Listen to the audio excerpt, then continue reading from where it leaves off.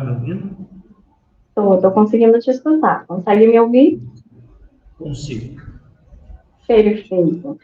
Adão, eu sou a professora Melissa e vou fazer a avaliação referente à tua apresentação de hoje. Lembro que você tem de 10 a 15 minutos para poder explorar os pontos que considera que sejam os mais relevantes. Pode também utilizar os slides como teu material de apoio para essa apresentação e as etapas que foram ali destacadas nos slides. E o respeito ao tempo limite fazem parte do processo avaliativo. Pode começar se identificando o polo, o título da pesquisa e dê continuidade na sequência até o final. Bom dia, meu nome é Adão Iraí Lopes Farias, eu faço parte aqui do PAP Rio Grande, da cidade de Rio Grande do Sul, e meu curso é Teologia Interconfessional. Eu vou descrever alguns assuntos sobre o tema que eu escolhi, que é a secularização dentro das igrejas cristãs, das igrejas evangélicas. Esse tema escolhido, ele serve não só para a teologia interconfessional, mas também para a teologia católica. Mas eu vou descrever especificamente sobre o meu bacharelado.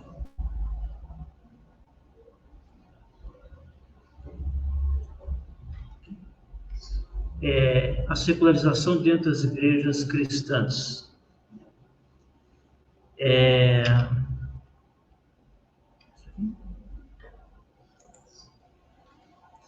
A introdução é a evolução da sociedade e seus costumes, né, que afetou por consequência todas as manifestações dos povos, incluindo as religiões. Então, eu vou descrever primeiro sobre as religiões. Durante muito tempo... Oi. Me desculpa te interromper, mas você fez a alteração do modo de exibição depois do compartilhamento, né? Colocou em tela cheia. Aperta o ESC do seu teclado. Aquela telinha ESC lá no canto esquerdo. Não, agora desfez o compartilhamento. No canto esquerdo? Pode fazer, só não altera o modo depois de compartilhar, tá? Se quiser fazer o compartilhamento, pode compartilhar. Eu já vou te orientar em relação a o que não mudar depois, tá? Se quiser compartilhar, pode compartilhar de novo. Tá.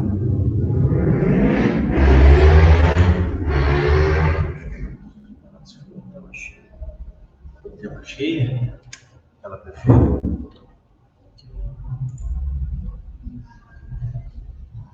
Compartilhar a tela.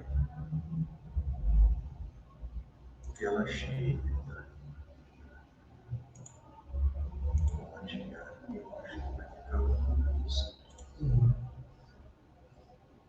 Isso. Agora pode alterar o modo de exibição, porque você mudou o meio de compartilhamento, tá?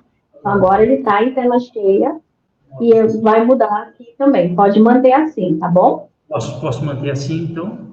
Pode manter assim, porque com esse modo de tela cheia, aí ele não faz nenhuma alteração em relação à passagem das lâminas. Pode dar continuidade, desculpa te interromper, tá, Não? Tudo bem. Aí, retomando, o ser humano ele sempre teve essa necessidade de ter a ligação com o transcendente. Então, uma das minhas palavras-chave são a religião. E a religião, ela, ao longo do tempo, ela evoluiu. E o ser humano teve que se adaptar com relação a essa evolução, né? Com isso, ocorreu também um processo de secularização. Então, o homem sempre teve dependência do transcendente, do sobrenatural na sua vida. Por isso, existem as religiões e as suas significações.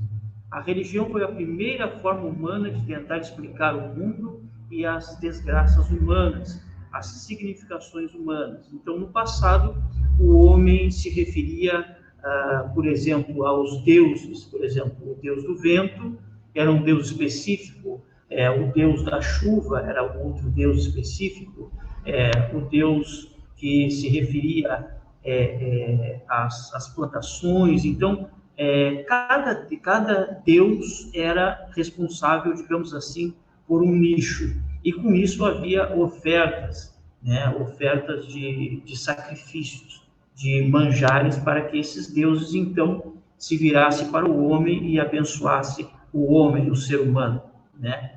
E ele tivesse êxito na sua vida particular. Então, sempre houve uma dependência entre o homem e a religião, ao verbo religare. No mundo religioso ocorreu um processo chamado de secularização que se desenvolveu ao longo da história, ao longo da vida eclesial. E agora, no período pós-moderno, ele ganhou mais força, né? Ou seja, o processo de secularização ele não é já desde agora, ele ocorre já de um longo período. Segundo Gabi, ele é um processo que margeia, ele é um processo que exclui, ele é um processo que trata de uma indiferenciação da vida eclesial, da vida monástica. Então, esse processo, ele já vem de longa data, de longo período. Só que agora, no período pós-moderno, ele causou mais impacto. Também devido à adaptação das igrejas com relação ao período pós-moderno, e essa adaptação ocorreu em um desgaste muito grande com relação à igreja, à sua apresentação cultural clássica, né? Que nós víamos anteriormente e que nós vimos hoje, durante esse período. Próximo slide é a contextualização do tema. O estudo se caracteriza pela visão do acadêmico dentro da igreja, ao perceber que pastores e líderes adotam uma postura nas suas igrejas. Essa postura, ela afasta o cristão, ela afasta o ser humano da doutrina principal eclesial, né? A primeira doutrina, aquela doutrina que fala do evangelho puro, o evangelho verdadeiro. E esse processo de secularização, ele causa um dano com relação a isso, tá? Aqui podemos ver que, ainda que sem medir consequências, seus súditos para uma realidade muito distante do que a doutrina primária propõe. Ou seja, com o passar do tempo, os líderes das igrejas, eles desgastaram essa imagem cultural clássica de apresentação de um culto. Um culto que deveria ser verdadeiro se torna um culto, digamos assim, secularizado na sua forma de apresentação. O problema da pesquisa foi quais as principais mudanças que ocorreram nas religiões evangélicas para a secularização e suas consequências. As suas consequências foram drásticas, não só na apresentação dessas, como também nas suas significações perante a sociedade. Hoje em dia, nós não vemos mais uma diferenciação entre o mundo e a igreja. Hoje em dia, é praticamente muito difícil ver essa diferenciação, principalmente na mudança interna do ser humano, de dentro para fora, ou seja, a sua verdadeira conversão. Os objetivos gerais são analisar as mudanças ocorridas nas religiões com o processo dessa secularização e a forma de adaptação. Não que não deva exigir ou não deva haver um processo de secularização dentro da igreja, mas que esse processo não fira, não traia, não proporcione dentro da igreja cristã, seja ele de ordem evangélica, de ordem, também pode ser de ordem, digamos assim, de uma ordem católica ou de uma ordem protestante, mas que dentro desse nicho não haja digamos assim, uma mudança muito drástica, né? Que não leve a um termo mais, digamos assim, mais comum do texto, né?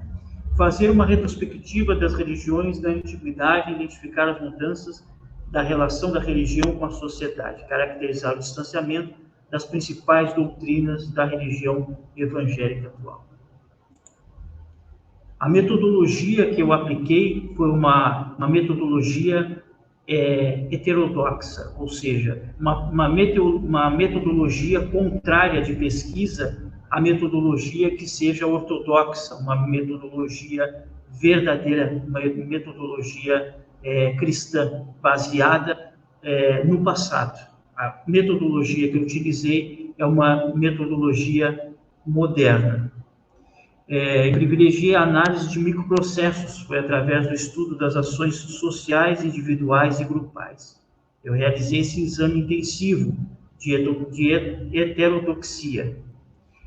Com base nessa busca, eu já falei sobre a religião, sobre a secularização, evangelismo e mundo religioso. O evangelismo é aquele processo que é utilizado de nós levarmos o evangelho, de nós fazermos uma pregação dentro da exegese bíblica e não saindo desse texto, né? Não pegando um texto fora de contexto para levantar uma heresia. Então, o evangelismo, ele é um evangelismo puro, é um evangelismo nato. Ele prega puramente a palavra de Deus, que é o que realmente nos interessa. O que passa disso é uma exegese e, a partir daí, se forma uma secularização. A partir daí se forma esse processo de secularização. E o mundo, no mundo religioso como um todo, tá? Diferente se seja uma teologia interconfessional ou uma teologia católica. Os dados foram escorridos de forma descritiva e eu pesquisei sobre esses autores, né? Brandão, Andrade, Melo, Renhard, Silveira, Gabi, entre outros.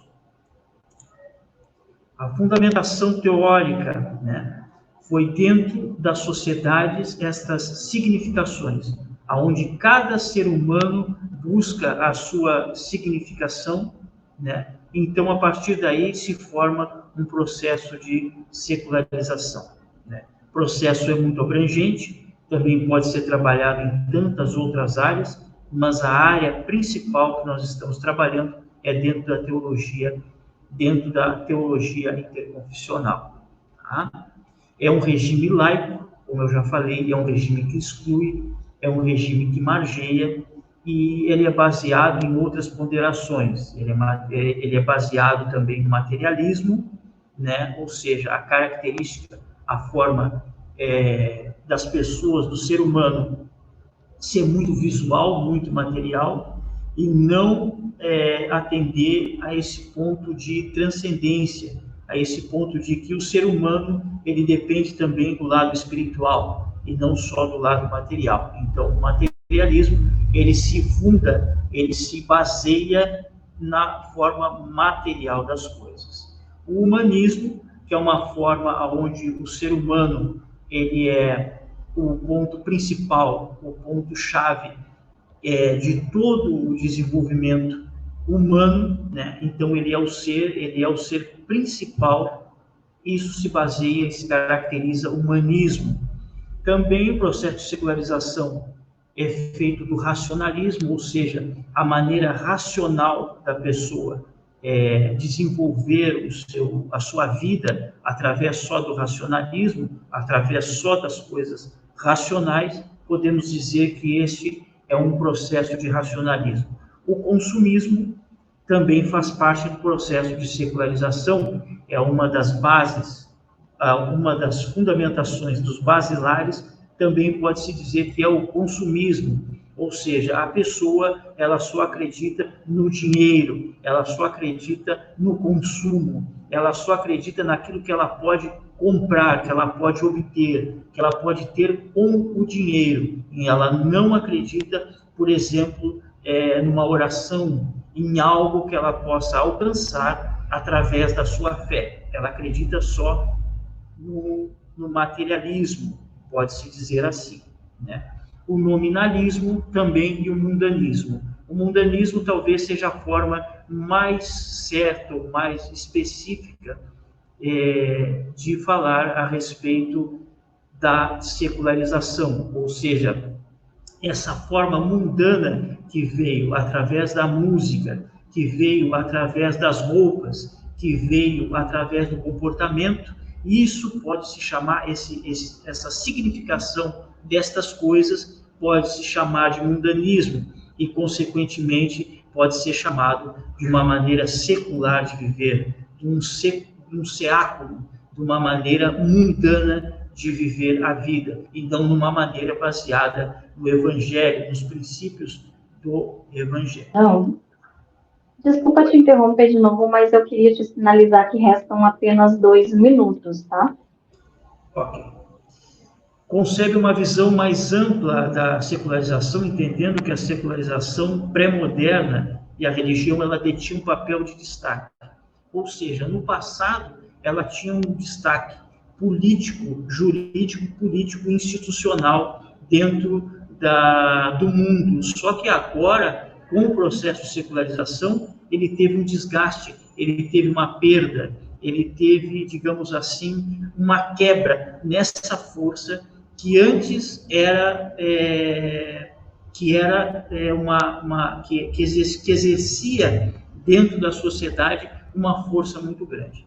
Então, essa mudança ocorreu não só no período moderno, mas no período pré-moderno e no período pós-moderno, digamos assim. E as considerações finais, né, é que nós podemos mostrar que a religião cristã, como eu falei antes, sempre foi institucionalizada, inclusive todas as decisões de uma vida política, de uma vida secular, existiam as ponderações da religião.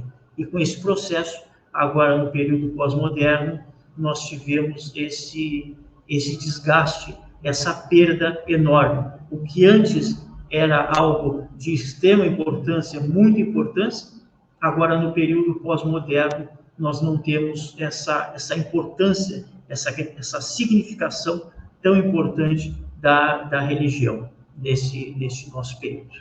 É isso. Acho que fiz todas as ponderações com relação à secularização. Você pode agora desfazer o compartilhamento de tela, voltar aqui para a nossa imagem. Pode interromper.